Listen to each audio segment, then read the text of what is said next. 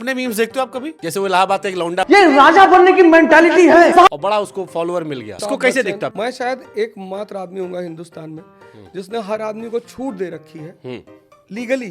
मैं कभी किसी पे स्ट्राइक नहीं मारा।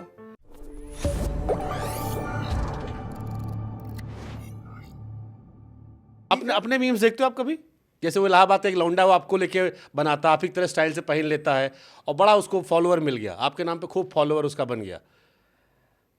तो इसको कैसे देखते हो आप? नाराजगी में देखते हो, गुस्से में देखते हो, या जो आपके कहते हो कि भाई ट्रोलर भी जरूरी है?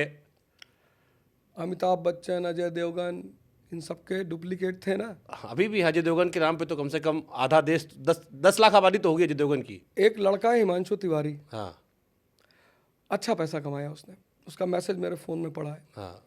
उसने मुझसे कहा कि एक दिन उसने मुझे मैसेज किया, कहा सर आपको धन्यवाद देना है। मैंने कहा क्यों? कहा सर आपकी वजह से मेरा घर बना और मेरी 2 बहनों की शादी हुई। मैं शायद एकमात्र आदमी हूँगा हिंदुस्तान में जिसने हर आदमी को छूट दे रखी है लीगली। मैं कभी किसी पे स्ट्राइक नहीं मारा। अगर उसने बदतमीजी नहीं की तो ना किसी यूट्यूब चैनल पे मारा, कभी मारा ही नहीं। मैंने अपने लोगों को मना कर रखा कि कोई स्ट्राइक नहीं मारेगा। और 2 लड़के हिंदुस्तान में ऐसे हैं जो मुझे पर्सनली खुद पैसा भेजते हैं। एक ड्यूटी वाला राजस्थान का लड़का है मनीष सिंह, वो आज से 4-5 साल पहले जब उसने मुझे कहा कि सर मुझे आपको कुछ पैसा भेजना, मैंने कहा है भाई, कहा सर आपसे पैसा कमा रहे हैं। और एक लड़का है पार्थ चैनल करके है, अभी रिसेंटली उसने अपना चैनल मुझे हैंड ओवर भी कर दिया कि सर आप अपना चैनल ले लो, अब मैं दूसरे कामों में बिजी होने जा रहा हूँ, अब मैं नहीं चला पाऊँगा।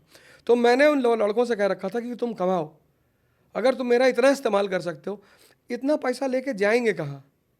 अभी जितना है उतना ही नहीं संभल रहा है, तो सबको कमाना था। तो हिमांशु तिवारी ने मुझसे कहा कि मेरा घर बना, मेरे 2 बहनों की शादी हुई, मैं आपको धन्यवाद देना चाहता हूँ। तो भगवान ने जितना दे रखा बहुत दे रखा है। मैं सिर्फ लोगों से ये कहता हूँ कि आप करो ट्रोल, अच्छी बात है, पर जब आप शब्दों का चयन करते हो तो वो चयन अच्छा होना चाहिए, वो लगना चाहिए कि आप पढ़े लिखे आदमी तो हो। जैसे शिक्षक अवध ओझा जी भारत रत्न दे रहे थे, अब नेता ओझा जी भारत रत्न देंगे या आप विनम्र हो गए? अब तो मैं नोबेल प्राइज की अनुशंसा करूंगा। अब अगर इतना भी कद ना बढ़ा कि इनको नोबेल दिलाया जाए तो फिर राजनीति में आने से फायदा ही क्या है? तो अब इनके लिए नोबेल प्राइज की ऊंचा व्यवस्था की सोचो। जाएगी। हाँ, ऊंचा सोचना पड़ेगा और नोबेल प्राइज 140 करोड़ की आबादी में अगर 1.5 लाख दुश्मन ना हो तो फिर क्या फायदा जीने का? आदमी की औकात उसके दुश्मनों से ही पता चलती है। तो सीधे मोदी शाह से लड़ लिए। डर नहीं लगा? आपकी पार्टी तो बहुत आजकल जेल भेजा गया, बड़ा लंबा एक्सपीरियंस है कि आप सीधे सीधे वहीं लड़ लिए। आप जेल भेज देंगे तो अगला चुनाव 5 लाख वोट से जीतूंगा, इसी बात का तो इंतजार है।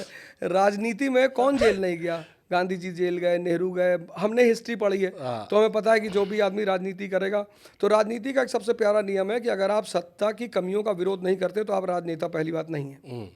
सत्ता का विरोध नहीं, सत्ता की कमियों का विरोध। ठीक बात। आपने कहा था महंगाई खत्म कर देंगे, आप क्यों नहीं कर रहे हो? करो आप महंगाई खत्म। आपने कहा था बहुत हुई महंगाई की मार, 2014 में एक इनका पोस्टर आया था बहुत बड़ा सा, उस पर मोदी जी मुस्कुराते हुए खड़े थे 39 डिग्री में, 45 डिग्री में नहीं, 39 डिग्री में थे कि बहुत हुई महंगाई की मार, अब की बार मोदी सरकार। हम भी बड़े खुश हुए कि चलो यार 40 रुपया पेट्रोल मिलेगा, ससुराल जाने में आराम रहेगा। अब पोस्टर बना रहे बटेंगे तो कटेंगे। अरे मोदी जी, और कह क्या रहे हैं? कह क्या रहे हैं? शीश महल। शिक्षा पे बात करो ना, तुम्हारे 20 राज्य हैं, किस राज्य में तुम्हारा बजट 25% है शिक्षा पे? मतलब आप इस देश की जनता को मूर्खी समझते हो क्या? इतनी पढ़ी, आप शिक्षा पे बात करो, आओ बहस करते हैं। आप अपनी पार्टी का लीडर बैठो, मैं आता हूँ बहस करने के लिए। शिक्षा पे बात करते हैं, अब हम स्वास्थ्य पे बात करते हैं, हम अंबेडकर एक्सेलेंस प्रोग्राम जो हमारा, उस पर बात करते हैं। जो पॉजिटिव काम है हम उस पर बात करते हैं। नहीं, बटेंगे तो काटेंगे। कौन काटेगा? ऐसे ही फायदा अंग्रेजों ने उठाया था इसी तरह के लोगों का। ये देश एक है, क्या उत्तरांचली, क्या पूर्वांचली, क्या मद्रासी, क्या बिहारी, सब भारत माँ के हैं। सहमत हूं मैं, धर्म के नाम पर नहीं होना चाहिए, बिल्कुल नहीं होना चाहिए, खराब चीज है। आप क्यों याद दिला रहे हैं? आप क्यों ये बात कह रहे हैं? आप बजट के बारे में बात करिए। आप हमारी नेशनल ग्रोथ कितनी हो रही है, आपने कितनी इंडस्ट्रियलाइजेशन किया इस कंट्री का, भाई हमें आप बताइए ना, आप ग्राफ दीजिए ना कि इंडस्ट्री में क्या कर रहे हैं, टेक्नोलॉजी में क्या कर रहे हैं, कर क्या रहे हैं आप? आइए बहस करते हैं बैठ के। नहीं, एक है तो सेफ है। किससे?